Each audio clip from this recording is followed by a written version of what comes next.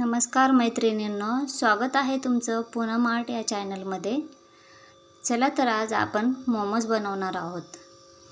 त्याच्यासाठी मी प्रथम मैद्याचे पीठ मळून घेतलेले आहे। आपण चपातीसाठी जसं पीठ मळतो तसंच मैद्याचंही पीठ मळून घ्यायचं आणि त्याच्या पुरीच्या आकाराचे छोटे छोटे गोळे तयार करून छोट्या छोट्या पोळ्या बनवायच्या। त्याच्यामध्ये कोबी कांद्याचं सारण भरून घ्यायचं।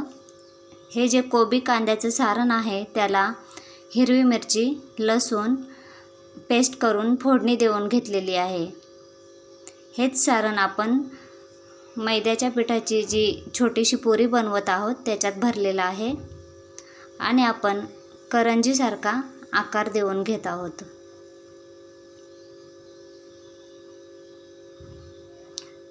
तुमच्या आवडीनुसार तुम्ही गोलही आकार करू शकता किंवा मोदकासारखा आकार केला तरी चालेल।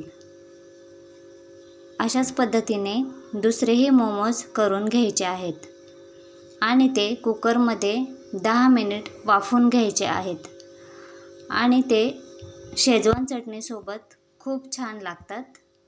नक्की ट्राय करून पहा। व्हिडिओ आवडला असेल तर व्हिडिओला लाईक करा आणि सबस्क्राईब करा। धन्यवाद।